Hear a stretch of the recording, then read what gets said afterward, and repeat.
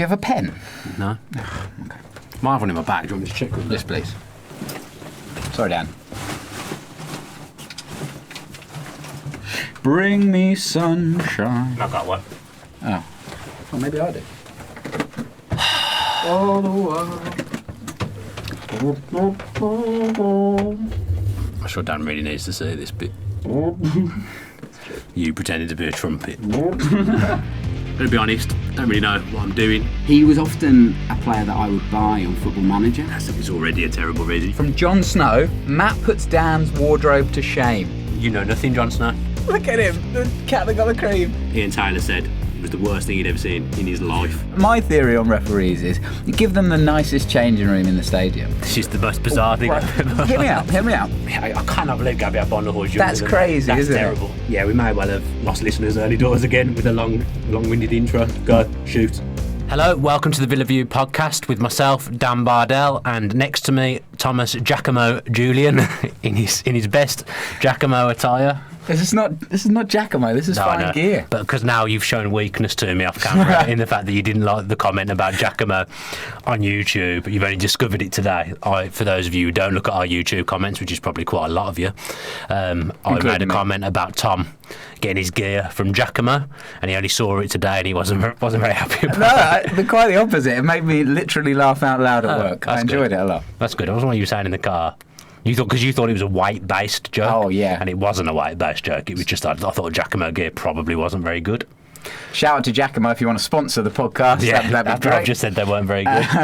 Well, what a week. We should probably get into it fairly sharpish. Cut the waffle because... I mean, there's another boatload to talk about at Villa, isn't there? Nothing, again, particularly confirmed, and I'm sure we're recording this on Tuesday night, so I'm sure there'll be an announcement as soon as we've cut the audio. But there is a ton going on right now. So we have new investment for one, which we'll talk about in great depth. There's a lot of manager. I don't know if insecurity is speculation. The word. Speculation is exactly the right word. So we'll talk a little bit about that as well, and obviously the game against Burton from the Pirelli Stadium as well. We can get into that a little bit. Trophy. Another trophy. Say, Villa could replicate pre-season trophies in the actual season. We'd be one hell of a side. We could do with selling some to Birmingham. Do you think they'd take any? They've got the room in the cabinet. They'd have to move that ashtray though. Yeah. That they've got in there that Barcelona so generously gave them. Right. So let's talk about the ownership. The 251st richest person in the world, Nassif Sawiris. Good pronunciation, because let me tell you, Rollo was all over the place. Yeah. He didn't all make it onto camera, but Rollo was all over the place with the pronunciation on the video last week. Do you know how much he's worth, according to Forbes? I didn't manage to look at your notes before you just carried them away from me then, so no, I don't. 5.2 billion. Fact. Could do with a few of those. Is that a fact? That is a fact, yeah. According to Forbes. A reliable source, Forbes. So he's one of the two billionaires that is now co-owner of Villa, along with Wes Edens, who owns the Milwaukee Bucks NBA team, which is interesting. So Sawiris made his money in construction. Edens is an investment banker guy. Yeah. That's where the money is. How did those two meet, do you think? I mean, this isn't fact, but I'm just curious. Like, they work in very separate industries, very separate. I'm sure I read something about them meeting at the World Cup. I may have got that wrong, but I think Nassif was definitely at the World Cup from what I read. Right. Yeah. Interesting. I think now you made me doubt that it was this World Cup. I'm sure I read something like that. Maybe I should start making notes of things that I read during the week, because sometimes I don't know whether I've dreamed things when I mention them in the podcast. But if you take on notes, I really don't have anything in this podcast. No, that's true. You will be up for it. At that point, we could literally just replace you with Dolan. The notes is the only thing you really bring to it. And Giacomo attire. So they have thought to have acquired 55% controlling stake in the company. The Times reporting that's worth about 30 million, which is a fair far cry off what Dr. Tony originally valued the club at. It was originally 100 million for 100%. So 30 million for 55%. He's taken quite a cut there. I mean, it sounds like we were in trouble going into the next week, that we may go into administration. So I suppose at that point you have to just say thank you for putting the interests of Aston Villa first, because it doesn't sound like a great deal for him Yeah. In all honesty, Tom's left his phone on. It's on vibrate. It's still, I class that as on. Do you know what? I got a new phone because my phone was unceremoniously taken from me last week. I've got a new phone. I haven't managed to turn off the vibrate yet. I've also got hundreds It's of an emails. iPhone, Tom, so it works the same as your previous I phone. know it does. I'm going to put that down here. Okay, you put that down there. Yeah. So He's done well by Villa, is what I'm saying. He's not. Some people were questioning whether he were saying to him, put the club first. And I think his intentions have always been to put the club first. In all honesty, I don't think he's a bad guy by any stretch of the imagination, Dr. Tony. So Villa have obviously got themselves into a bit of or Dr. Tony and Villa have got themselves into a bit of a kerfuffle, but. You sound like Steve Bruce. Good word. Yeah, a little bit of a smidge of difficulty. It does rub off on you when you listen to Bruce talk. So, by the sounds of it, he's got a very good deal for Aston Villa rather than a good deal for himself. Yeah, by all accounts. I mean, this is a slightly difficult one because I don't think we're saying here that all is forgotten, and that, I mean, obviously we're going to talk a little bit about the Instagram post as well, but some people now saying, like you just said there, thank you for putting the club first. I mean, we're in that difficult situation because the club, I don't know whether the club wasn't put first, but it certainly wasn't run correctly to start with, and that's why we need this bailout, is what it is.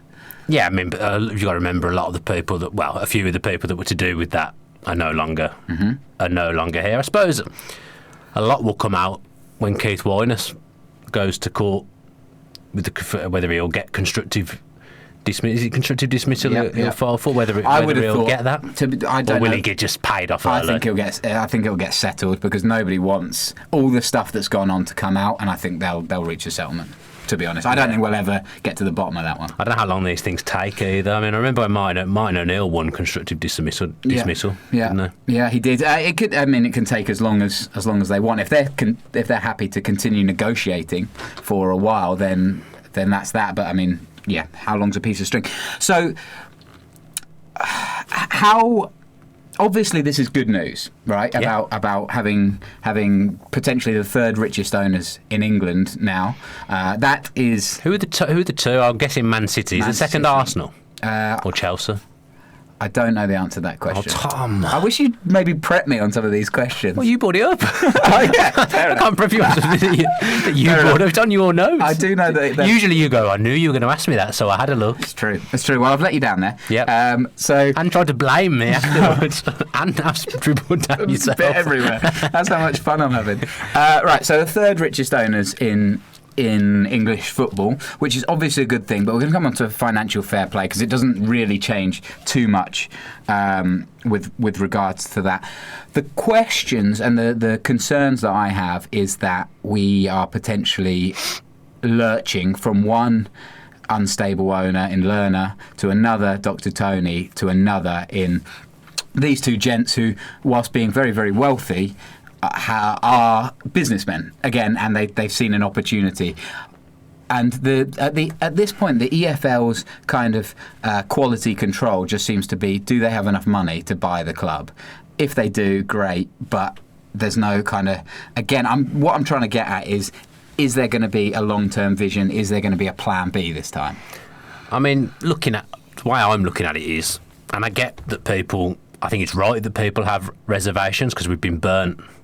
We've had a grim last decade, as Villa fans and beyond that. Yeah. Really, so I get people that want to be conservative and don't want to get too excited. I completely understand that. On the other hand, there's people that are probably getting a little bit carried away because it's good news, and this summer has been one of the worst I can remember because it was just, even if everything that was coming out in the press wasn't true, it was just bad press after bad press, negativity after negativity. So I get both reactions. I'll probably sit somewhere in the middle, as I'm sure you do. But at the moment with Villa, they're taking it on a kind of when they're at a low point, if that makes sense. So if they do want to cut and run, they need to make Villa better. Yeah. whilst they're here, but they sound honourable in their intentions, and I think the last two owners were honourable in their intentions as well. See, sorry to cut in, that's what worries me, because it feels to me like their statement was kind of cut and paste from the "we're really pleased to be here, we're going to do the best for the club" manual that every new owner gets. It just felt... Yeah, but they're never going to say anything else, are they? No one's ever going to come and say anything else. No, but if they were... obviously, they're not Villa fans, and they're not claiming to be Villa fans, I think is fair to point out as well. But it all felt too corporate, in my opinion. I mean, I did show you. I don't want to get in trouble, but I did show you the letter I received yesterday. I'm not allowed to read out what it said, but all the other fan groups or fan websites, like My Old Man Said, Vital Villa, Jonathan Fear, a Villa fan, Steve Goff, we all received a letter yesterday from the new owners, just outlining that they're committed to Villa, committed to the fans. They want to get a meeting in with the groups as soon as possible, and that this is a role that they take very, very seriously. That was the gist of the letter. So it's good PR, obviously, but they didn't have to do that. Yeah, Right. It's good to reach out to the fans early doors. They didn't come in with anything and say we're going to do this straight off the bat. They just came in and basically said we know what we're doing. That was what I took away from it. Yeah, I guess one thing that they did say that they would do straight off the bat is get a new CEO, which is very, very important. Is that the case? Have they said that? That's certainly what they said in the statement. Because I thought, I mean, again, my business knowledge is poor. I mean, if you ever put me in charge of a business, God knows what would happen. Yeah. Happen to it. But I thought if you had an executive chairman, which I thought Nassef was, you didn't need a CEO? I don't know if you need one, but I think they are going to have one, because obviously these two guys are very, very busy, I would imagine, in their day-to-day running. Yeah. So I would imagine that the CEO will take on day-to-day responsibilities at the club. That's certainly what I read from it. So I think that they are. I think I read that verbatim, that they were going to get in a CEO. Does it sit well with you, to coin a new Villa View phrase, does it sit well with you that Wes Edens has got a sporting background in the fact that he's involved in the Milwaukee Bucks, or do you not think it matters? No, because Lerner did as well. Lerner inherited the Cleveland Browns. Browns, yeah, who are a terrible franchise. Anybody that follows the NFL will know that they are an absolute shocking franchise. I mean, James Rushton supports them, so yeah, and he only supports teams that are in a mess. It looks like. yeah. Is it your fault, James? So not necessarily. I don't think that tells you anything. Although I will point to 7,500 to Holt. Their article on Edens is really, really good and worth checking out if you want to read it. It's basically they interview a guy who works for, writes for SB Nation's Milwaukee Bucks.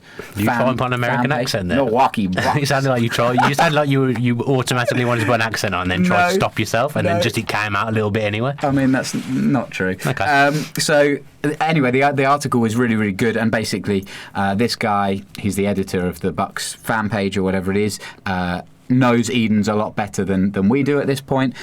Edens apparently very involved in the local community in Milwaukee, in Wisconsin, and was very much involved in getting a new stadium put in place for the Bucks, because their old one was falling apart, and they might have left the city altogether. So he obviously is very hands-on in the clubs that he runs and hopefully loves.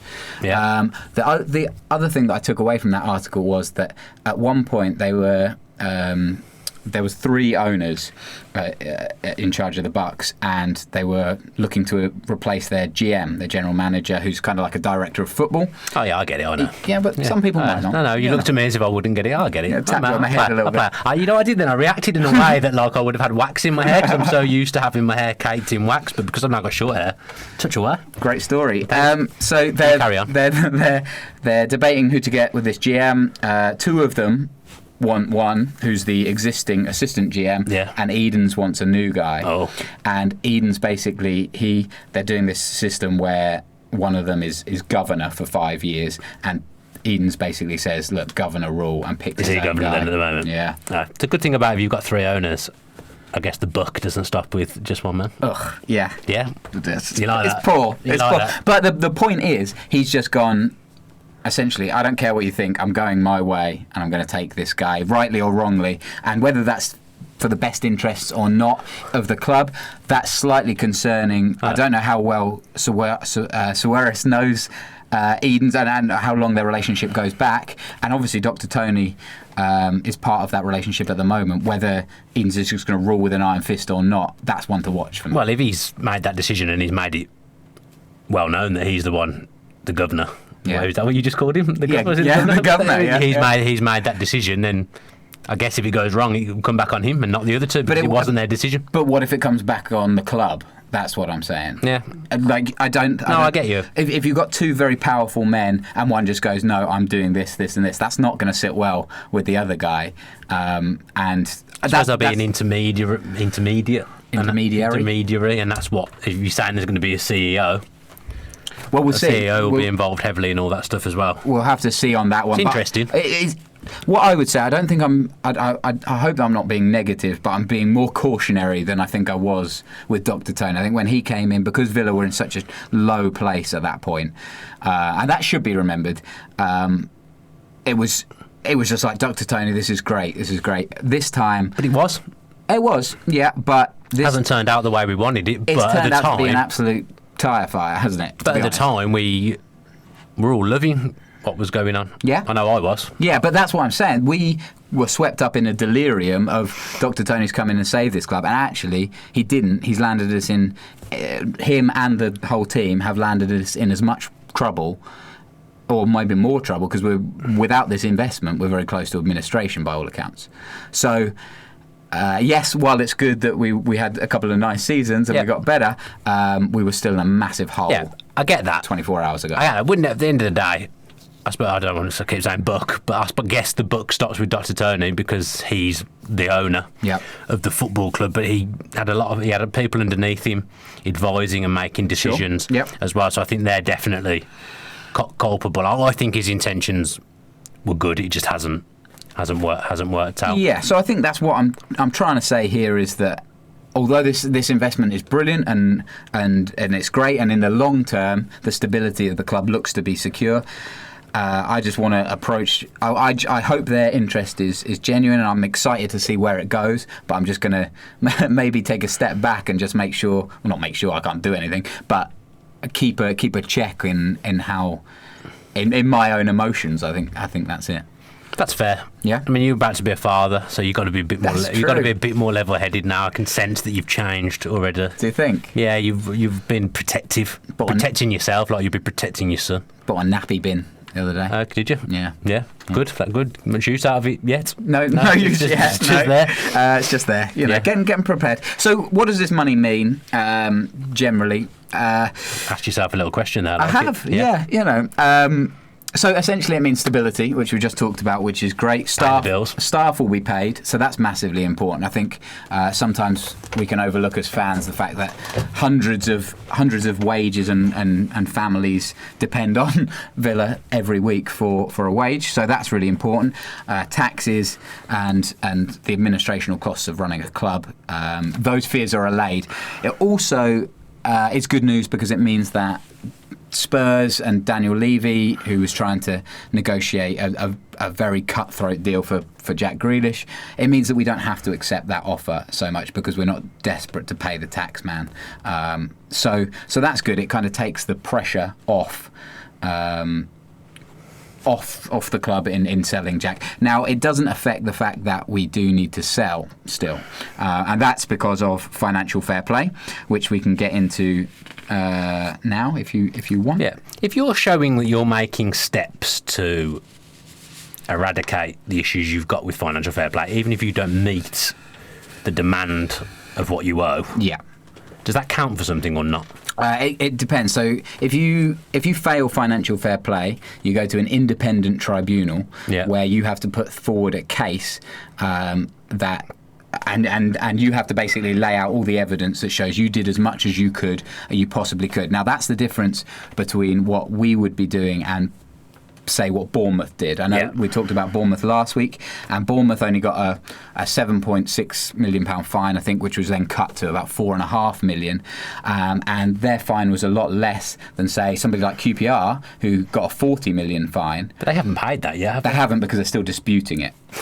That's been going on a long time as well. It has, but I think they were waiting to see the outcome of Bournemouth's before they started working. 40 million does seem very harsh. But also, if you think of that as a starting point compared to the 7.6 that Bournemouth started at, it's already huge. And we'll talk about why that is in a minute. So to answer your question, I think it would help if we showed, but the problem is that Villa, with 3 years of kind of with parachute payments and this kind of getting adjusted, if you like, to the Championship level, we've already spent all of the money that we were supposed to have spent in the 3 years in 2.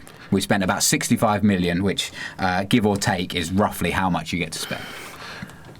Does the fact that we've got new majority owners and couldn't they turn around and say, look, say Villa turned down a £30 million bid for Jack Grealish, and the tribunal or whatever it is were to say, well, you could have stopped this by selling Jack Grealish for 30 million.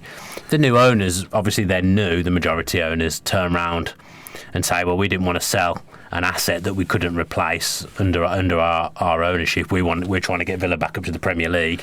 Selling Jack Grealish doesn't help us do that. Would we have a case or not? I don't think so, no, because I think it has to be more immediate than that. I think you have to put weed on my dreams there, haven't you? I think you have to show that you're trying to be financially stable before you're trying to be.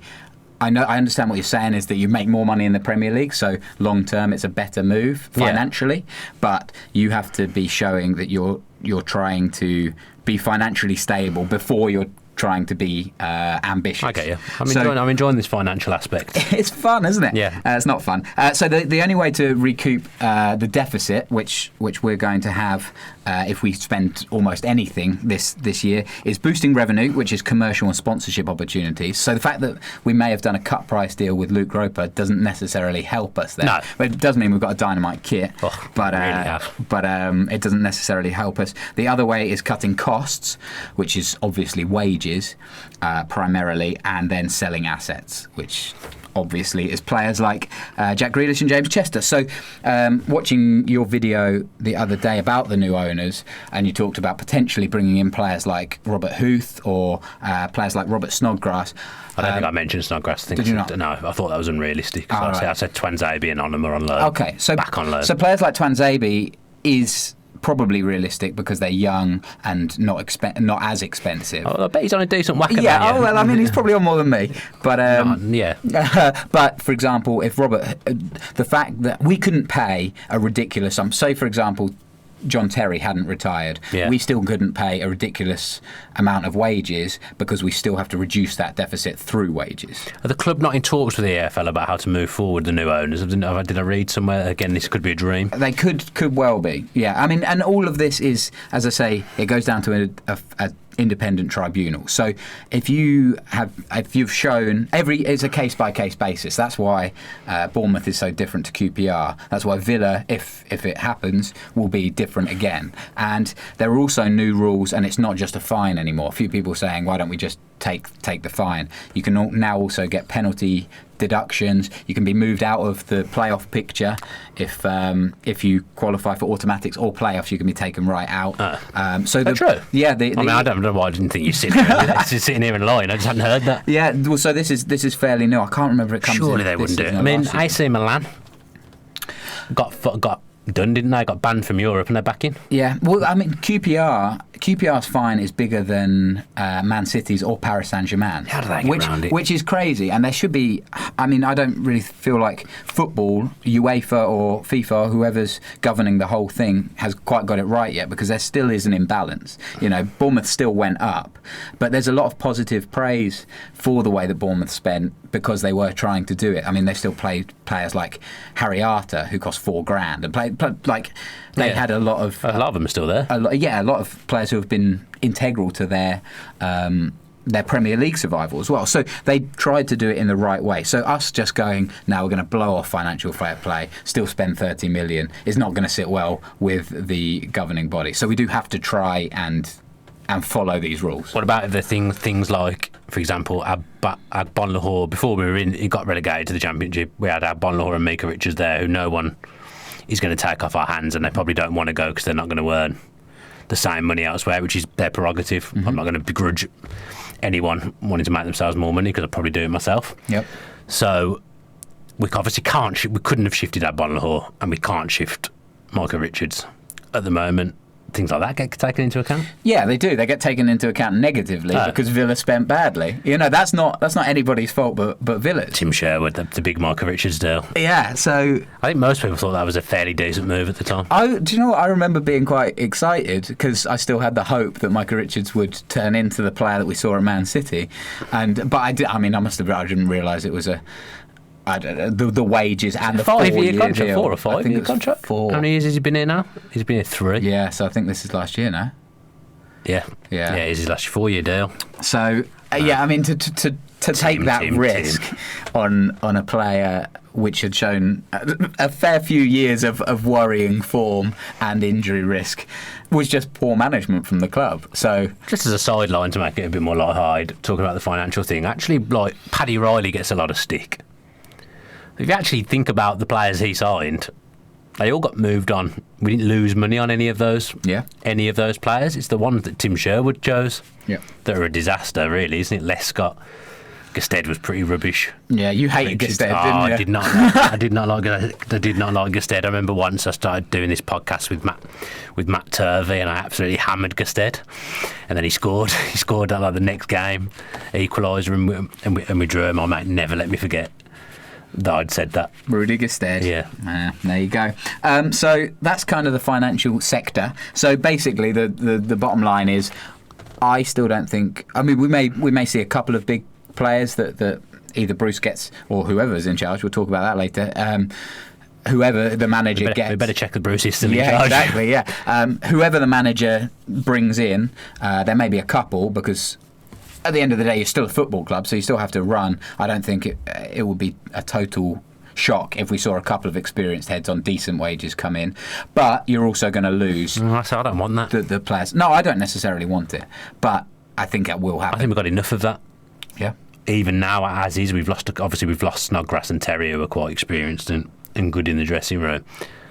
I suppose they're the ones that aren't going to cost anything transfer fee wise, aren't they? Yeah. They're older, exactly, experienced head, and we're definitely short in a couple of positions. And they might take a reduced wage potentially if they still have the hunger to play for a great club. You know what? I think people that are free agents and stuff, because the transfer window shuts early this year, and teams might not get their business done. They're better off hanging on, aren't they? Yeah. Because if a team suddenly gets a set, like say the end of August, and they pick up a couple of injuries or they've not started well, they're more liable to panic and pick people up who are free agents. It's actually probably not. Now the transfer window shutting early is probably a good thing for people who are free agents, because they might end up getting a better move out of it. We had a question about that on Twitter. I don't have the name in front of me, but yeah, it's an interesting dynamic, isn't it? It changes things a little bit this season, because your pre-season will be done. We'll know a little bit about our team, but not really anything, as opposed to when you get 3 or 4 games under your belt. I think it might have been 5 last year, and you could still then make changes. Also, injuries is going to potentially change things. And if you, I did just say that, but did you? Yeah. Apologies. Maybe it's my turn to drift off. I've got a question about your notes, actually. Go on. Well, you went through a phase towards the end of last season where you started to incorporate the questions into the notes, and I criticised it a little bit, but you liked it, and then I had to admit that it worked quite well, but you've stopped doing it. I have, and that's a time-related concept. We're very, very busy at work. And you've got about 5 pages there. I've got 2 pages. No, 2 pages. That's 4-sided. Double-sided? No. No, okay.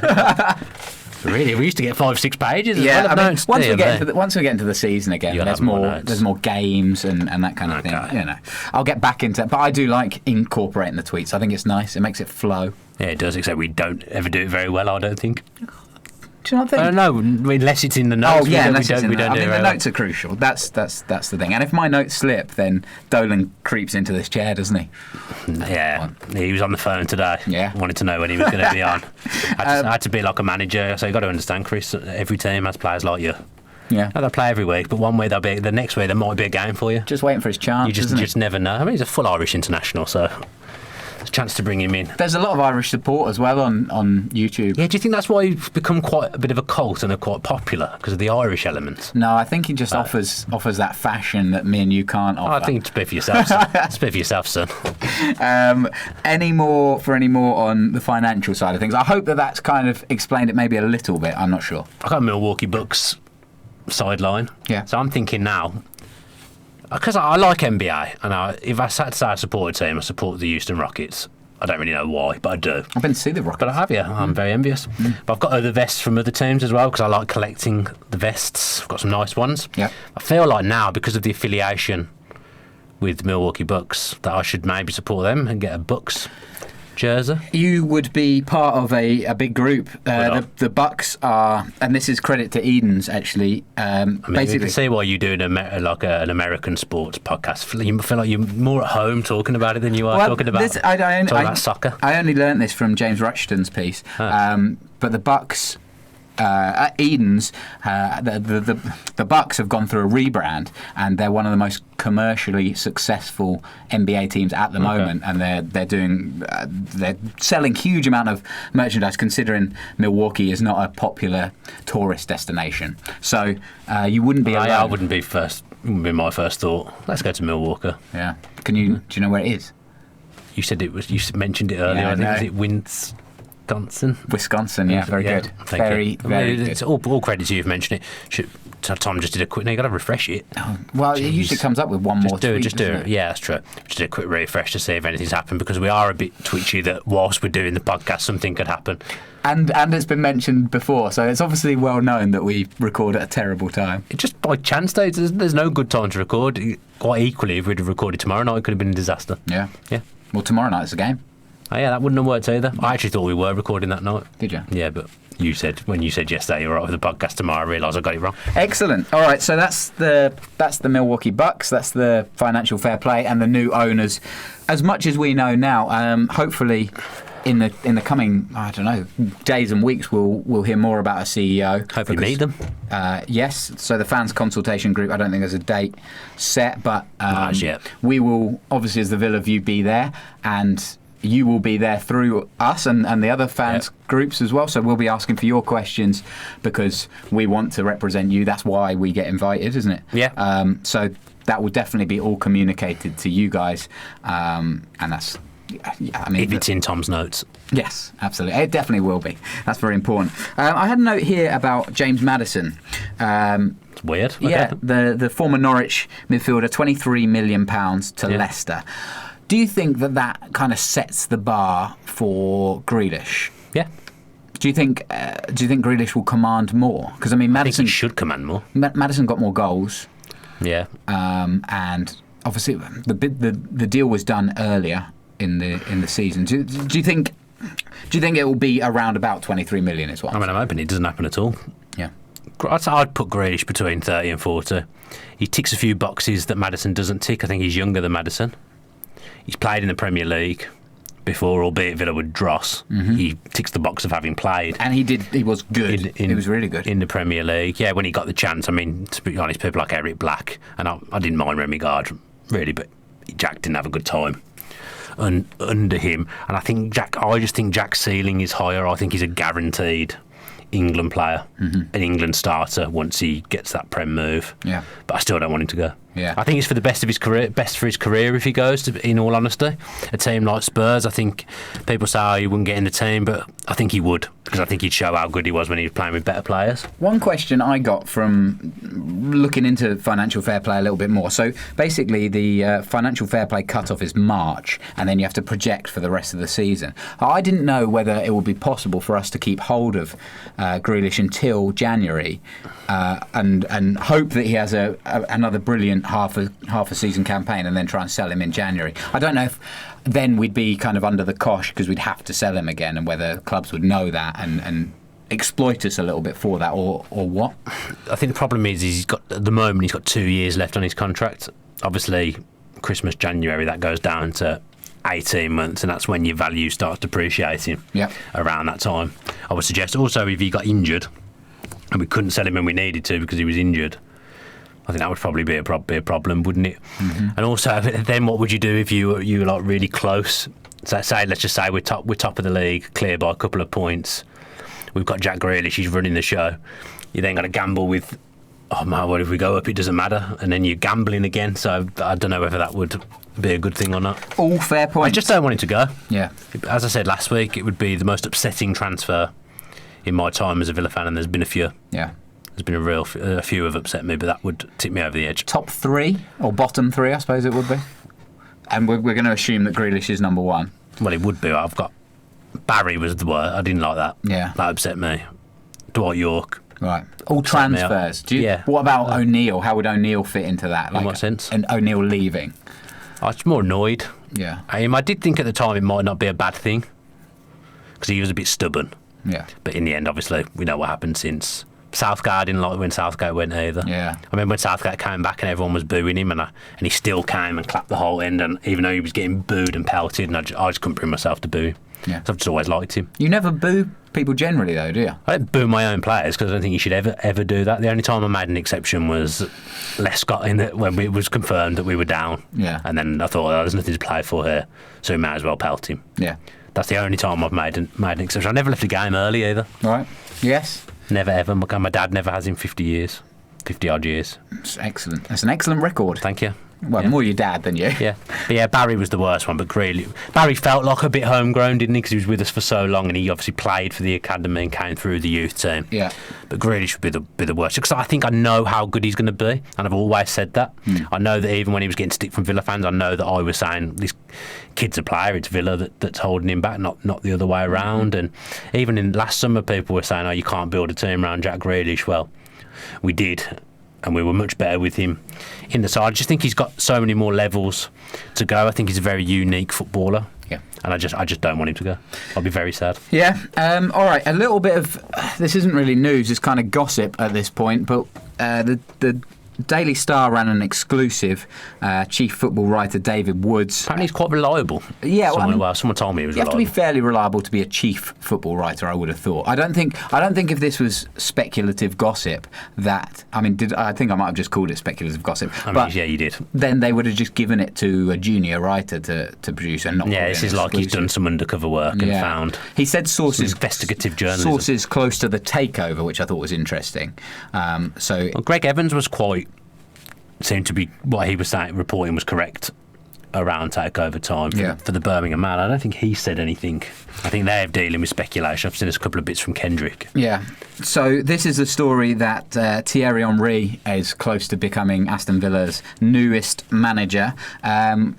So at the time, and we're going to keep checking the Twitter feed if there is going to be an announcement, Bruce was scheduled to meet with no update. The ownership and kind of, I guess, put his case forward for continuing as manager. There's talks that Thierry Henry has already accepted in principle the job to become Villa's new manager. Obviously, he left Sky after Belgium finished third at the World Cup and has said openly that he wants to become a head coach rather than an assistant or anything like that. What do you make of that? What do you make of Thierry Henry? What do you make of the speculation? What do you make around Bruce? I don't know. I'd say the fans that want Bruce to stay and fans that want him to go, I'd say that's 50-50. Yeah. I think the Bruce outers are probably a bit more vocal than the Bruce. It's a bit like Brexit. Yeah. Really, isn't it? Very similar. Not sure where I sit with it, because again I can see the merits in him staying. And I don't think it's black and white. People say he's done a bad job. He hasn't done a bad job. We finished fourth last year. That's not a bad job. Is it what we wanted? Did he meet the ultimate goal of going up? No. But it's not a bad season, finishing fourth, in my opinion. He can be a bit inflexible with tactics sometimes. When you're losing a game and you're seeing 3-4 strikers on the pitch and we're just punting the ball in there, I find that frustrating. Yep. I don't enjoy that. But he's done a lot of good stuff behind the scenes as well. The club was on its... He says that himself, and he's correct, that the club was on its knees when he came in. We just had an awful relegation season, and then the start under Di Matteo was not what we thought it was going to be. Aston Villa was used to losing games, and he has changed that. I don't think anyone can argue that he's changed, and that's not me saying he's done an excellent job, he's done everything he could have done, because he hasn't. But he's changed that, and he's been a good manager for Aston Villa. Yeah, the attitude just to cut in was absolutely shocking. It felt like the players were defeated every time they were going out. There was a negative feeling, and that has changed. And obviously, finishing fourth, like you say, was not the end goal, but there was a huge attitude reversal. Yeah, and I like Bruce. I definitely like him. I don't really criticise him. I can question things that he does, but I don't really hammer him or criticise him because I like him. I didn't like his interview in pre-season where he was saying the club's in a mess. In a pickle. And it being a pickle, and it was as if it was absolutely nothing to do with him, because you're all one. It was his fault. He has to take a portion of the blame for us not going up, as do the players. It's a team thing, as do the people behind the scenes for spending recklessly and gambling the future of the club. So everyone has to take a portion of blame in that for me. So I didn't like that. But there's a lot of people that say that he hasn't done anything good, and that isn't true. Whether he's the right man to take on this situation, I don't know. I don't know what I think anymore about Villa, which isn't great for a podcast. I'm not. It's a big risk to get rid of him, to get someone in who's never been a manager. But on the other hand, someone like Thierry Henry, obviously you do think, that could be quite interesting and exciting. It's a big name. And then Bruce was saying that he did spit out his coffee or whatever he said. He does have an appeal to it, but I do think there's an appeal to keeping Bruce as well. So I don't know. I really don't know. What do you think? I think it's such a gamble, and maybe that's the right thing to do, because a lot of, like you say, a lot of the fans aren't happy with the fact that we haven't gone up last year. But it could be a lot worse. If Henry is a terrible manager, which he could be, he's probably my favourite player. I think. Yeah, I think he's one of mine as well.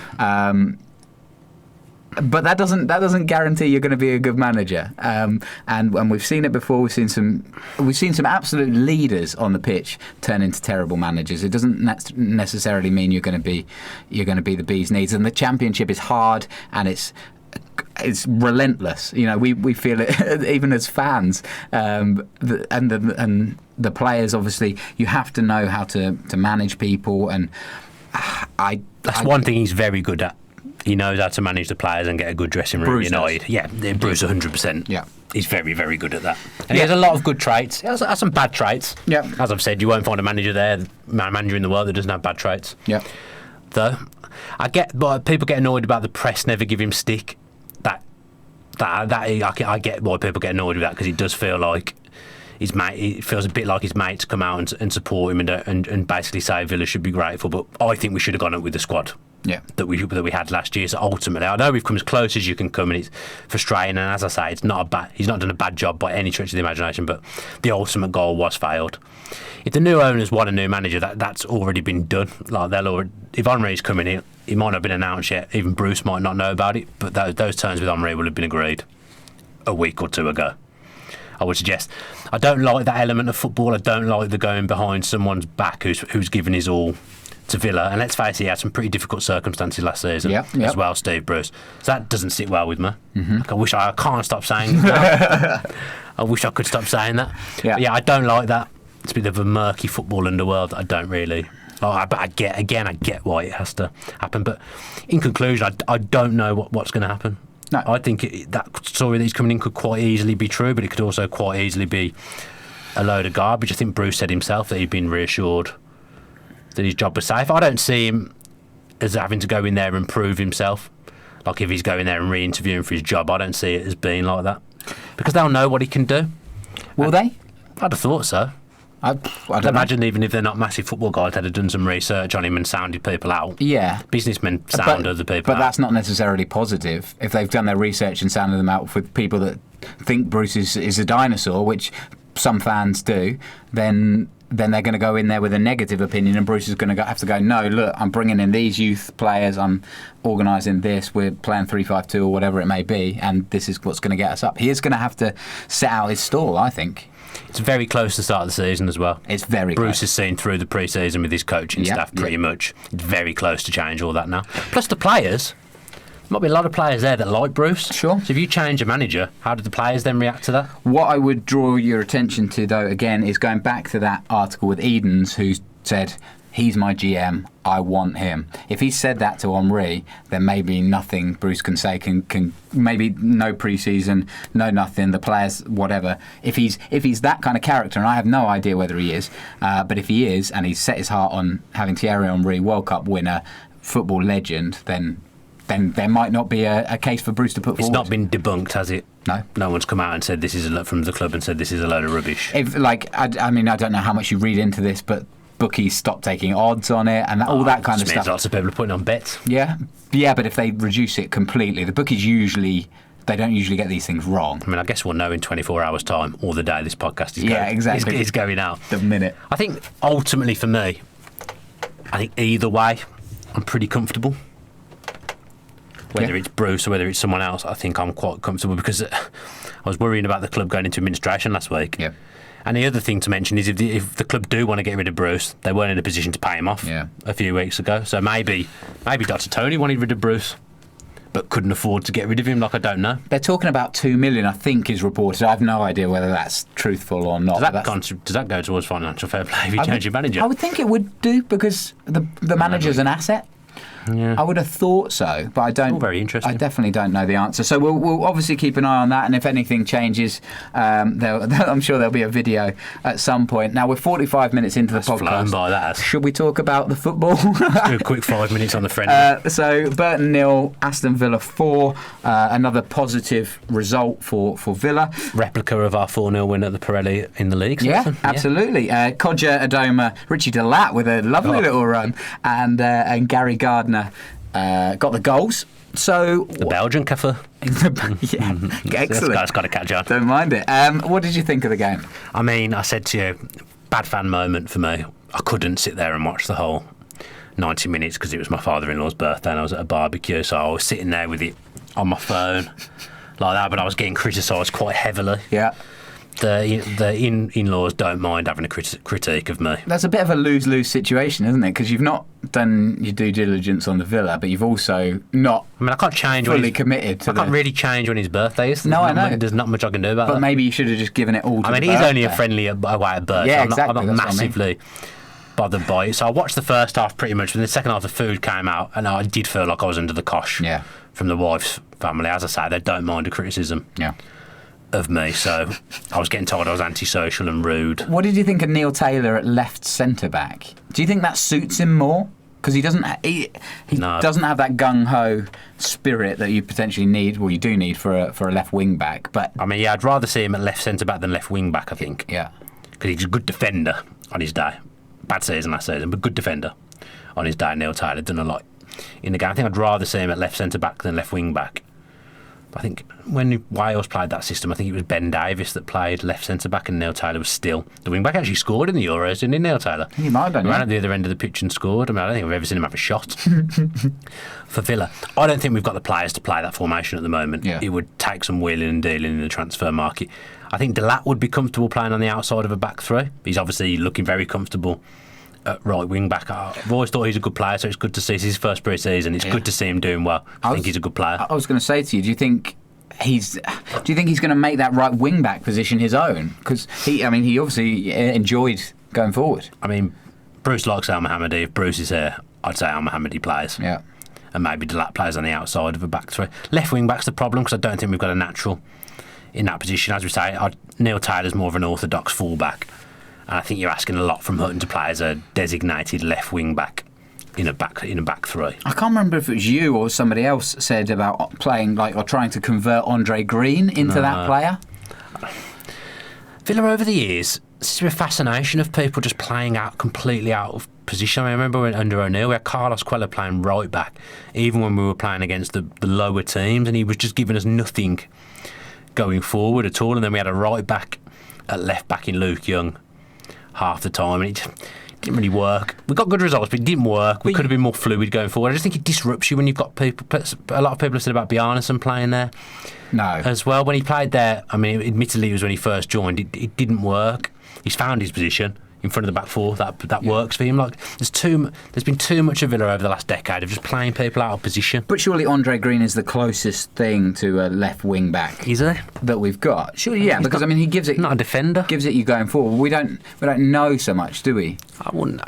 I'd say Doma's probably better suited to being left wing back than Andre Green. And he was playing up front with alongside Codger. Yeah, I don't think that'll catch on. No. That formation. Marvey, as we said before, would have been completely the right person. Yeah. That formation. Unfortunately, we had a Marvey though when we were playing very defensive and we weren't very good at defending. Seems to be a slight issue, doesn't it? A little bit of a mismatch. More positive from Codger.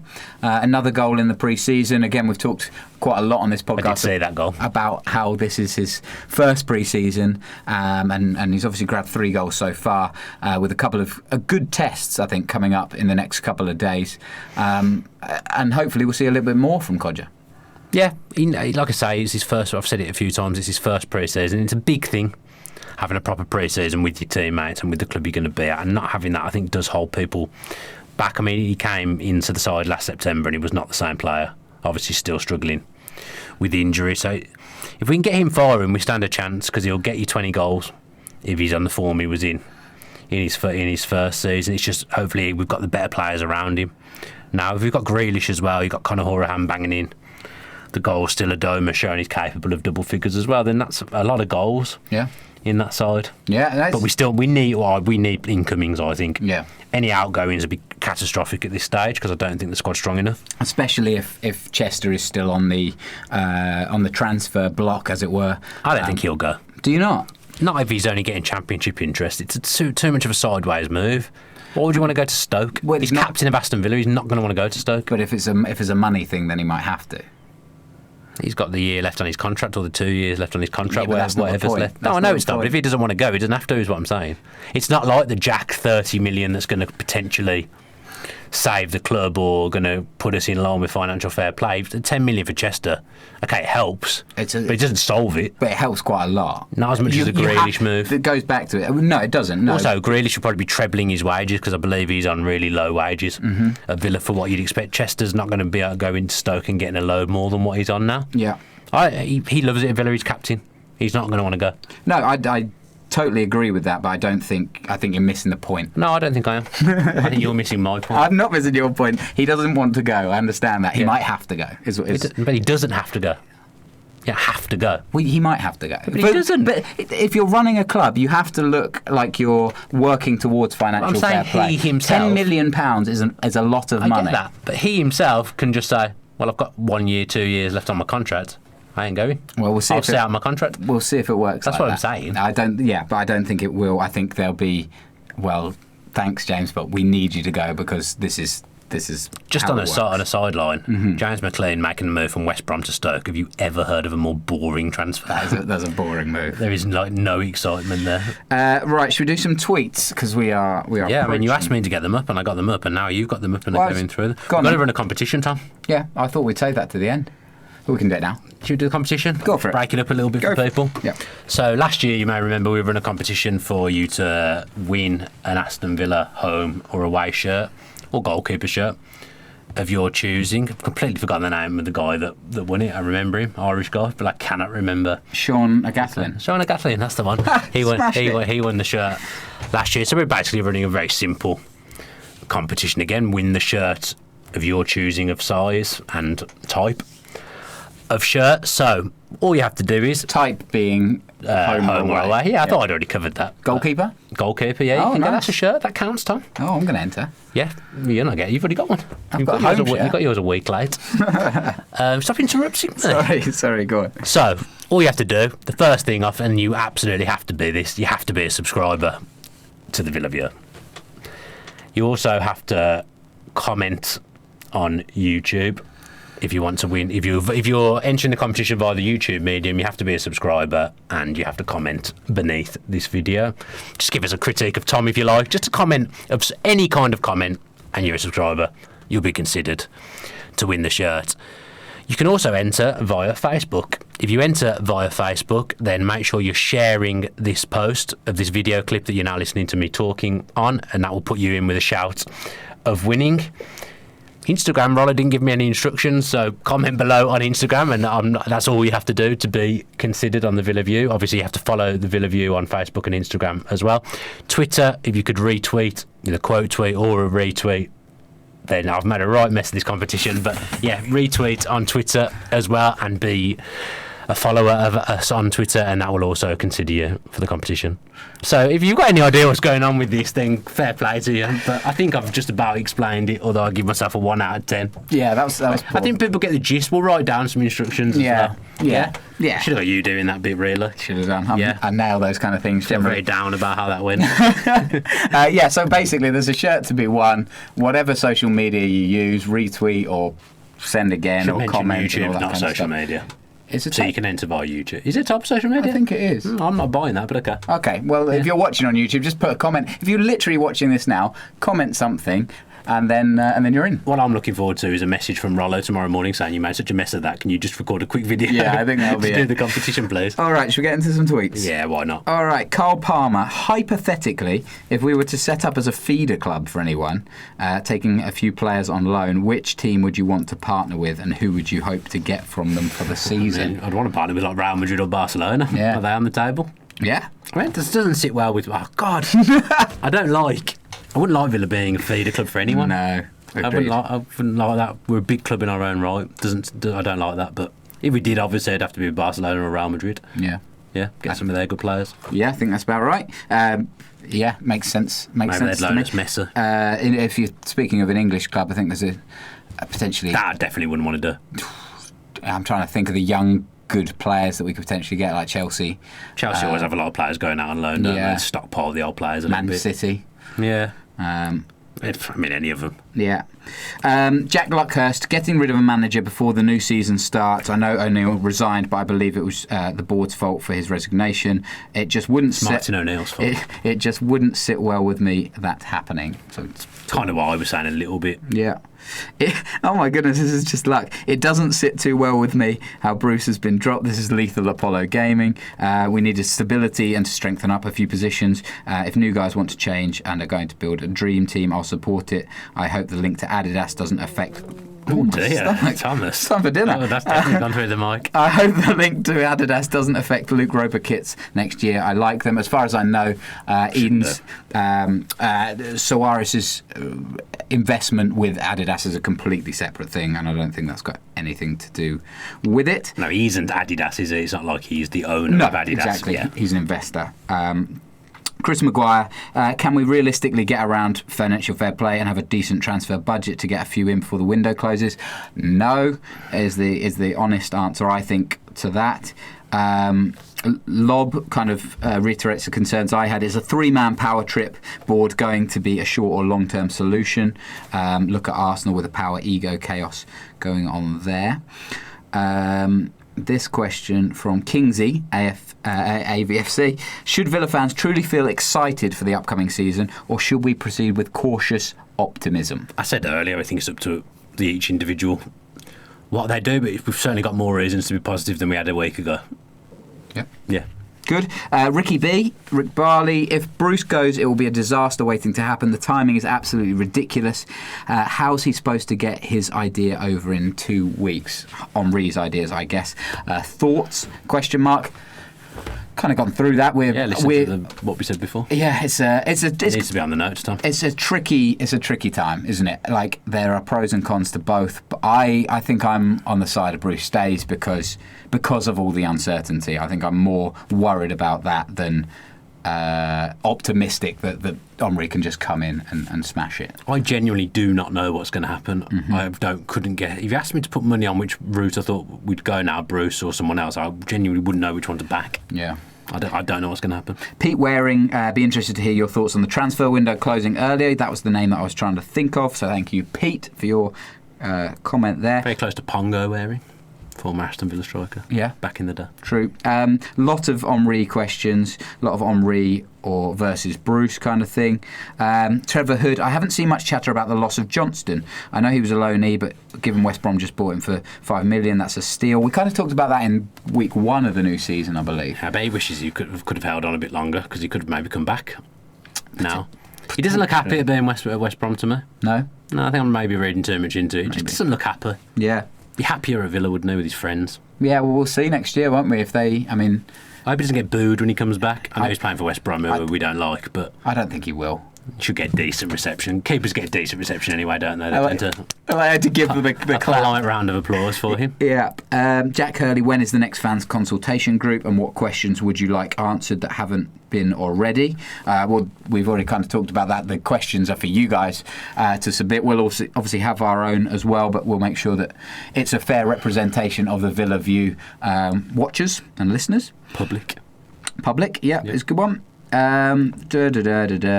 Lots and lots of Omri questions and versus Bruce. If you could take 3 players on loan, who would it be? From Daniel Minton, Mbappe, De Gea, and Kevin De Bruyne. I think he's probably looking for something a bit more realistic. Not the question. I still would like Tammy Abraham over Mbappe. I'd like Tammy Abraham on loan as a realistic signing for Villa. Fair. I think he'd be a good player and a gettable player. That's my one. I haven't thought of any realistic ones. I just thought of stupid ones. Sorry. Doesn't sound like you.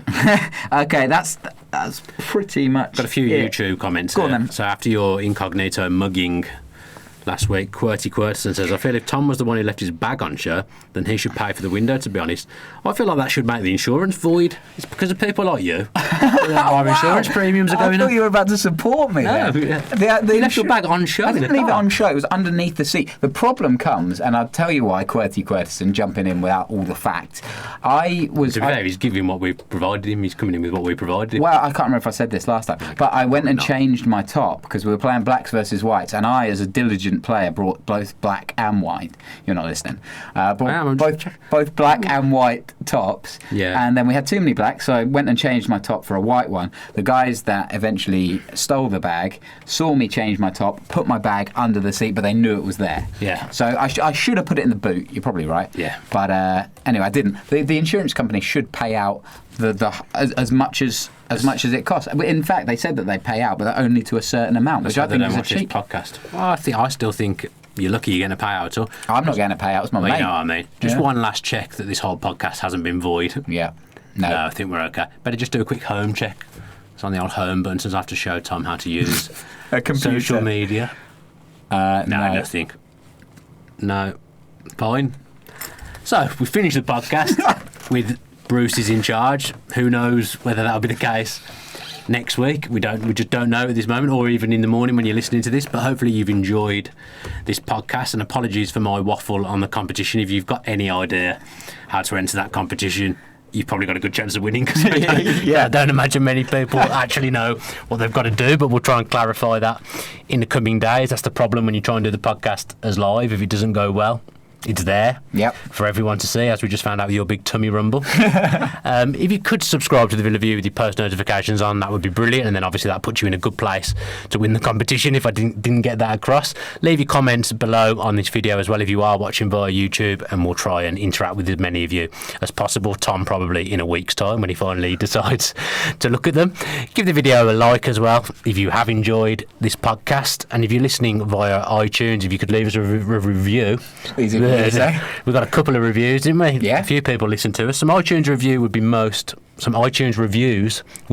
welcome if you could do that, please. And check out our videos from the last week. I think we only had the one video, the new ownership video with me and Rollo, so check that out if you missed it. Did quite well views wise. And me and Tom will be back in the booth next week unless Dolan has his wicked way and replaces one of us. So hopefully, again, I imagine we'll have a lot to talk about, because probably a lot will have changed. Hopefully Jack Grealish and James Chester are still Villa players this time next week, and the new season will be right upon us. As well, won't it? Got big games against West Ham and Dynamo Dresden. That'll be decent tests, and then we'll be into the season. And I imagine me and Tom are going to have to do some predictions next week as well, so that's always exciting to look back on. I don't know whether you did any last year. I don't think you did you? No, we won't look back on mine and Matt's, because quite frankly they were horrific.